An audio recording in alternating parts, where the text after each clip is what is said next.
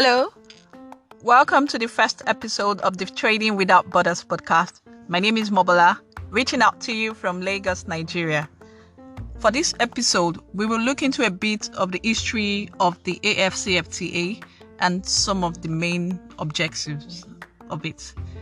But before we do that, let's just look at what a free trade area is for the benefit of those that are not familiar with it.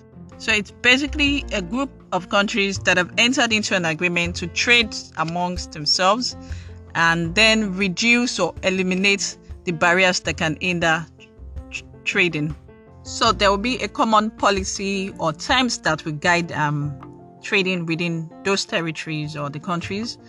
Then the barriers, let's look at what the barriers are. So we can have tariff barriers. That's government taxes or quota. How do we reduce that, or how do we eliminate that? So we also have non-tariff barriers. We can have physical barriers such as delays at port, custom delays, or other technical barriers. So how do we eliminate this, or where we cannot eliminate these barriers, how do we reduce it to a certain extent? That's basically what the free trade area is about. So in this instance, we have a group of African countries that have entered into an agreement to trade amongst themselves. So we will dive right into the history. The AfCFTA is one of the projects of the African Union. In March 2018, 44 African countries signed the agreement establishing the AfCFTA, and the agreement became effective in May 2019. In July 2019, Nigeria signed the agreement. So I'm going to be talking a lot about Nigeria because I'm Nigerian and I'm also reaching out from Nigeria, but I will also spotlight other African countries as well.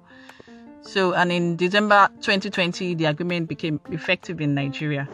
But officially, trading started under the AfCFTA in January 2021. So we have about 54 African countries of the African Union that have signed the agreement. The agreement covers trading goods, trading services, intellectual property protection, competition policy, amongst others. So that's what the history is basically about. Then we will move into some of the main objectives of the AfCFTA. One of the main objectives is that is to create a single market for goods and services, and of course that's facilitated by free movement of persons and capital or investments, as we may call it. So what are a single market? What does that do? It gives you access into a wider market. So you have free access into markets of countries that have signed the agreement, such as Madagascar, Kenya, Lesotho, Zimbabwe, Angola, and the rest of them that have signed the agreement. So that's basically what a single market is. A single market gives you access to a wider customer base, and that leads to business expansion for you. So of course, more customers means your business grows. And so what are you, as a business owner, what should you be looking at? How do you position your business to take advantage of this benefit? What are the opportunities as well? So if you're a small business owner, you're probably looking at, I don't have the capacity for this. What you need to do is start considering, how do you build capacity for your business? Should you be collaborating with other businesses? Amongst other considerations. For consumers, a single market gives them access to various products or services. You can decide what you want, since you have access to more products and services now. The single market will also bring about job opportunities. That's where we ended for this first objective. The next objective is basically to improve intra-Africa trade. How do we boost intra-Africa trade in order to boost the Africa economy? I'll be sharing some data in respect of this.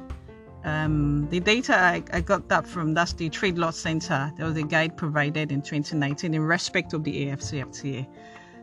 The percentage of trading amongst African countries is low compared to trading between or amongst African countries and non-African countries.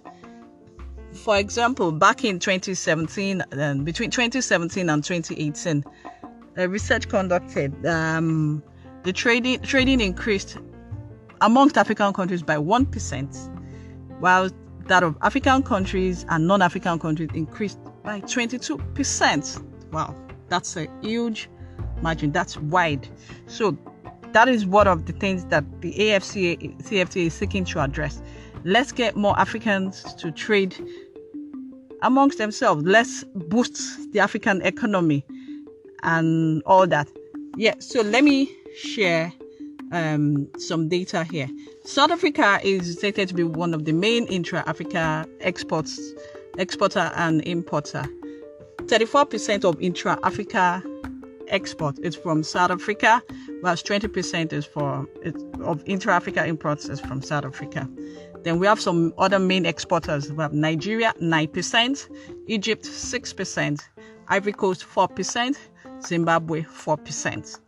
Then the main intra-Africa importers, we have the likes of, apart from South Africa, we have Botswana, Zambia, Namibia, Mozambique, will contribute to 24% of intra-Africa imports. Then we have some other countries like Eswatini, Zimbabwe, Togo, Gambia, Uganda, whose intra-Africa export is more significant than export to the rest of the world. So that's what this AfCFTA is seeking to address. So I got this data is from the Trade Law Center guide. So this is where we're going to end this episode. Okay, please note that the information provided here is just for educational purposes only. It's not to be regarded as a legal advice. Please seek advice from your attorney if you need legal advice, or you can also reach out to me as well. You can reach out to me on LinkedIn or Instagram. So that's it. Thank you very much for listening. Yes, I'm new to podcasting. So I'm sure you're going to be hearing a lot of so's. You've probably heard a lot of so's. So that with time that gets better. So please share, subscribe, and like. And I will be releasing episodes every Thursdays. That's weekly on Thursdays. Watch out for the next episode coming up. That's next week, Thursday. Thank you very much. Bye bye.